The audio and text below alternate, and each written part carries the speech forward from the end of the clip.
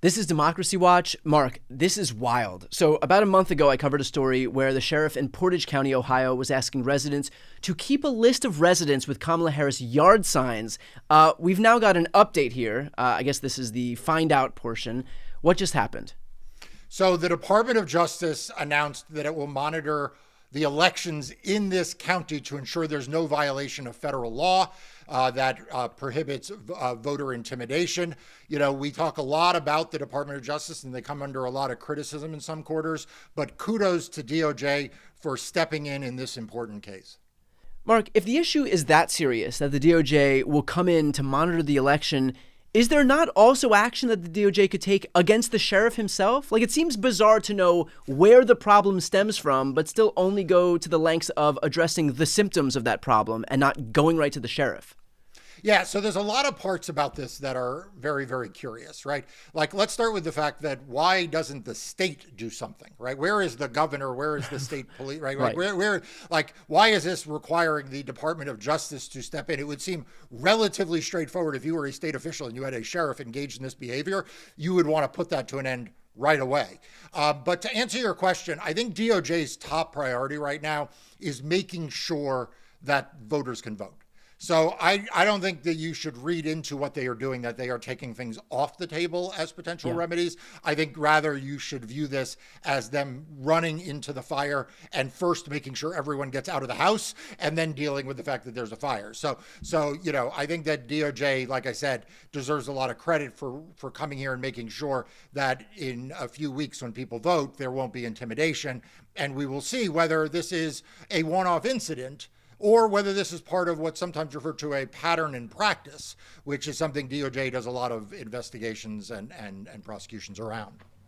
Well, to that point then, what is the remedy for something like this and who would be responsible for, I guess, seeing it through?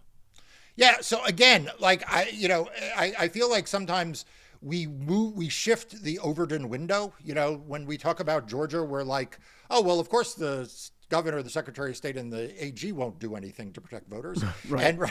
And when we talk about Ohio, we're like, well, of course, you know, the entire Republican establishment won't do anything to protect voters. It just kind of goes without saying that, like, so long as we know that there are Republican officials that occupy every single office in the state, well, who could possibly be there to uphold the law, to keep voters safe? Like, we actually have to dig in and figure out who's going to do it because, God forbid, a Republican did anything that wouldn't comport with the pre-established worldview of the GOP.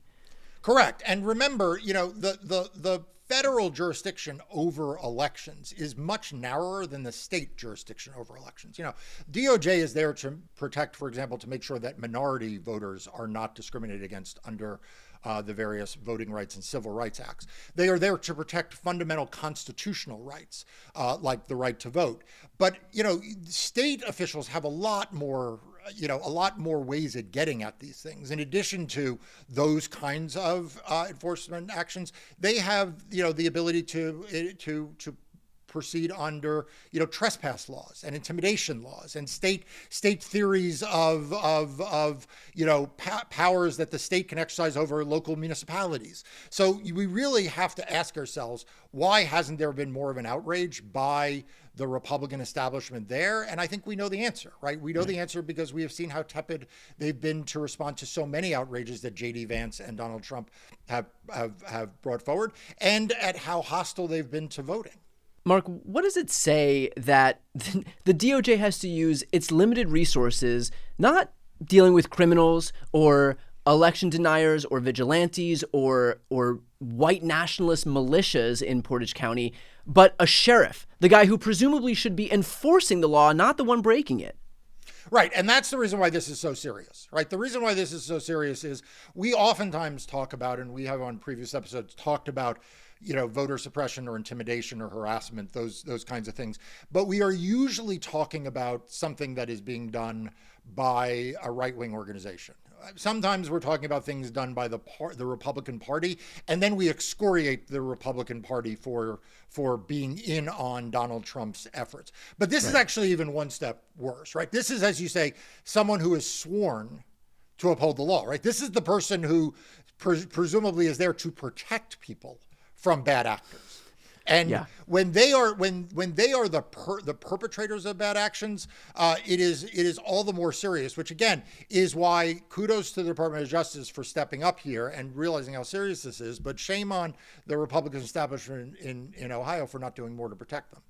And just as a quick aside, I know that you've been covering the DOJ's response to what's happening in Portage County right now. So for those who aren't yet signed up for Democracy Docket, it's the news outlet Marc founded to focus on everything voting in elections. It is an amazing resource that I use on a daily basis, especially now as all of this stuff is continuing to kind of lead the news cycle right now. I'll put the link right here on the screen and also in the post description of this video. So if you're not yet signed up, please make sure to sign up. Marc, the sheriff here that we're talking about, Bruce Zukowski, is actually on the ballot this November. What's your message to voters of Portage County as they head out to the polls to vote?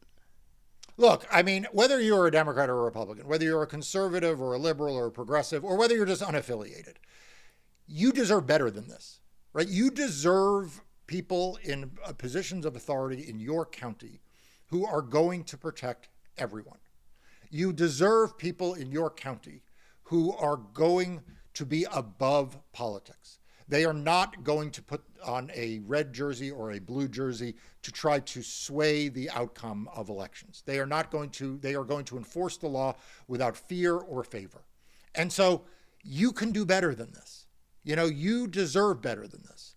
And you need to send a powerful message that this is not acceptable in your community. Because when this is acceptable in your community, it spreads. It spreads to the next one and the next one and the next one. And if you're a Republican, you may be like, well, I like this one, but you may not like the guy next door who's doing something on the other side.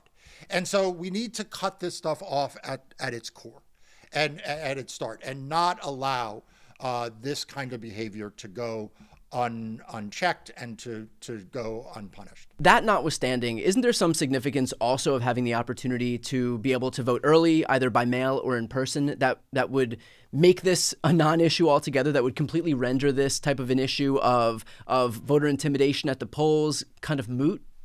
Yeah, so one of the things we talk about when we talk about different forms of voting and different methods of voting is that different people are going to want to vote different ways for a lot of reasons. And for some people, they want to show up on election day and go to their local polling place because that's important to them. And if that's you ought to do that. But for a lot of people, they would rather vote from home. They'd rather be able to vote by mail from the convenience of their house and be able to do their own research and not feel rushed in the environment of a single day. And for those people, they ought to vote by mail. And people who want to vote early because they want to make sure that if there's bad weather or if something comes up, they don't miss that one day, they ought to vote early. The most important thing is that you make a plan to vote and that you vote. And certainly for people who are concerned about what it will look like on election day, whether that's because of long lines or because you're worried about voter intimidation or whatever, voting early is great. I mean, honestly, there's a reason why campaigns like people who vote early, because it is one fewer voter that they need to contact. It's why the Republican Party is pushing Donald Trump so hard to stop bad-mouthing vote by mail and early voting, because it makes their job harder. So if you are someone who wants to help Democrats win elections, or you just want to help your favorite candidate, by all means consider voting early. You will be doing them a favor and you'll be doing yourself a favor. You'll probably wait less time to vote. You'll avoid all of the things that happen on election day that could come up, traffic and the like. So I encourage you to take advantage of that. Perfectly put. We'll leave it there. Again, for those who are looking to support the work that Marc is doing and keep yourself up to date on everything that's happening, please make sure to sign up for Democracy Docket. I'll put the link right here on the screen and also in the post description of this video. I'm Brian Tyler Cohen. I'm Marc Elias. This is Democracy Watch.